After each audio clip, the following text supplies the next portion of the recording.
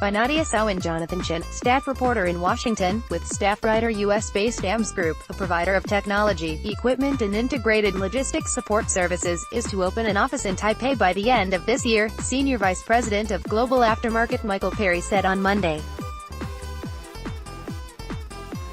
Perry made the remark at an event after a panel discussion on Taiwan-U.S. defense industry cooperation held by the Global Taiwan Institute in Washington. AMS board of directors earlier that day approved opening an office in Taiwan following communications from Taipei that it welcomes the defense contractor's services, he said. Firm would be able to provide spare parts and components for Taiwan's older weapons systems, Perry added. The timetable for establishing the office would be determined by business opportunities, he said, adding that the group is cognizant that other U.S. defense contractors are interested in Taiwan's business.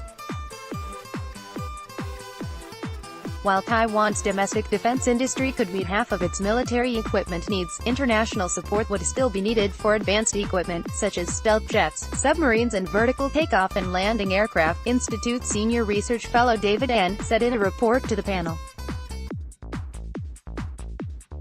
The nation's defense sector has annual revenue of $2.3 billion, or 23% of the defense budget, but it is heavily concentrated among a few large, government-backed companies, he said.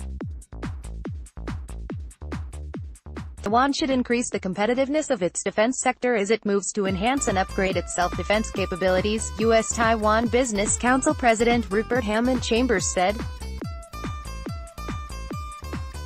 The systems integration of Taiwan's indigenous submarine program would benefit from foreign technical assistance, he said. If the Chung-Shan Institute of Science and Technology fails to integrate the submarine systems, the political fallout might cause unacceptable setbacks to the program, he added. While Taiwan still has the time to develop its own submarines, Taipei and Washington need to pick up the pace of cooperation, Hammond Chambers said, adding that the two governments also have to prepare for China's inevitable, and loud, complaints. The Taiwanese and U.S. defense industries should strengthen their cooperation and integrate Taiwan as part of the global supply chain, he said, adding that U.S. President Donald Trump should take stronger and more assertive actions in support of Taiwan. As Taiwan lacks the technology to integrate the sophisticated systems and components of advanced submarines and fighter jets, U.S. technical assistance would be beneficial to the nation's weapons programs, Taiwan Security Analysis Center Director Mei Fuxing said. Two U.S. firms specializing in systems integration have expressed an interest in working with Taiwan's submarine program following the U.S. Department of State's approval last month of marketing licenses for related technologies, he said. Although the U.S. encourages Taiwan to develop asymmetric warfare capabilities, they are mainly useful for countering a Chinese invasion, not dealing with saber rattling from Chinese military drills, Mei said.